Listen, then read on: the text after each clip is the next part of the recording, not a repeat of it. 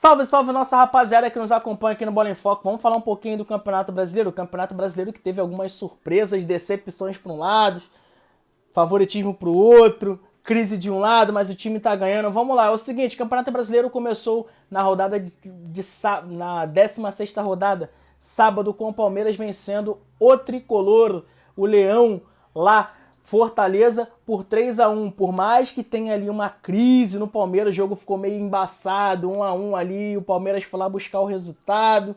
Mesmo assim, o time mostrou que, independentemente da crise, do baixo rendimento, da oscilação, ainda é um time muito forte, no qual tem alguns expoentes que podem ser decisivos e muito decisivos em qualquer jogo, né? Falando mais especificamente de Rafael Veiga, o cara que joga muita bola, Rafael Veiga, Rony, Dudu, acho que o Dudu não jogou ontem, mas enfim, por mais que tenha muita pressão por parte da torcida, principalmente com a presidente Leila Pereira, o Palmeiras mostrou ontem a sua força e mostrou que sim, independentemente das coisas, das oscilações, é um time muito forte ainda. O time que decepcionou muito foi o Flamengo, inclusive eu vou destacar isso.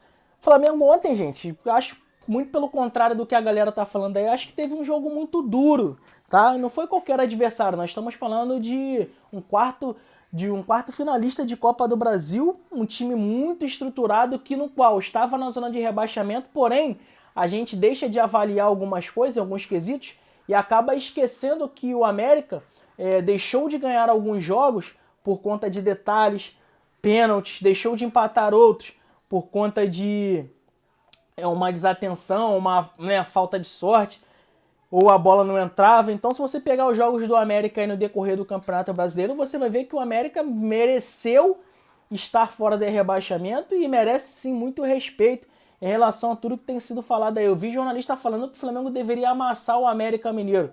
Não é muito por aí, o América é um time bastante encaixado, que tem muita gente boa ali, como o Pedrinho, que veio de São Paulo, o próprio Benítez, né? Jogam muita bola, tem o Juninho, enfim, Maidana, tem muita gente ali que sabe jogar muita bola e que eu acredito que foi um jogo que não era tão fácil pro Flamengo quanto o pessoal tá falando aí não. O fato é que foi 1-1, a torcida ficou muito decepcionada, não pelo empate com o América Mineiro, mas sim por conta do desempenho do clube. E aí eu vi outras narrativas também de jornalistas que tem muita, né, exposição falando que o Flamengo prefere as Copas e escolhe jogo para poder jogar. Isso é uma narrativa que não condiz muito com aquilo que eu acredito, justamente porque a gente vai parar para pensar, o Flamengo tem 30 jogadores do Flamengo, tem 30 dias de férias e 15 dias de pré-temporada. Nesses 15 dias já tem que sair para jogar, treinar e tal, fora que o Flamengo demorou ainda a trazer os jogadores para essa pré-temporada. Então acho que tá começando a acarretar agora no meio, chegando ao meio da temporada brasileira, o desgaste da má preparação da pré-temporada. Eu acho que vai muito por aí. Se a gente for parar para pensar, o Real Madrid tem 40 dias de férias, 30 dias para se preparar de pré-temporada, e depois de mais 30 dias ele faz um termo aí de 60, faz 10 jogos só, né? Nesse termo aí de depois de 40 dias de férias. Então quer dizer, é uma super pré-temporada, no qual os caras chegam com o físico no auge pro começo dela. Então peraí, fora o quesito de logística e isso tudo, e o Real Madrid só joga, no ano passado que foi campeão da Champions League, 60 jogos por ano. Aqui no Brasil, isso é o topo europeu, tá? Eu tô falando de um Real Madrid que joga todas as Copas, e chega sempre nas finais da Liga e tal, não sei o quê. Então peraí, aqui no Brasil a gente joga 80, 85 jogos por ano, então vai faltar a perna mesmo. Então é mais benéfico você estar mais imbuído em um jogo que você tá para matar ou morrer do que você jogar um jogo de 3 pontos. Mas isso não quer dizer que isso descredibilize o Campeonato Brasileiro, mas que chega assim, se for para dar mais, para puxar o último gás, eu acredito que seja mesmo numa Libertadores, numa Copa do Brasil, porque é um jogo que você vai matar ou morrer. Querendo ou não, o Campeonato Brasileiro você pode recuperar sempre na próxima partida. Pelo menos é o que o subconsciente subentende. E a gente teve também uma surpresa entre Cuiabá e São Paulo. O Cuiabá venceu o São Paulo 2-1. Muito se esperava desse São Paulo. Era uma vitória que o São Paulo precisava ali para poder realmente embalar e chegar nessa galera da frente, assim, para poder ver se ia disputar título ou não. Acredito que título, acho que já foi, mas enfim, fato é que o São Paulo de Dorival Júnior, não que decepcionou, porque o São Paulo do Dorival está encaixado, mas a gente sabe que precisa de reforços e até por isso tem feito aí uma manobra para ver se consegue trazer o Everton Ribeiro.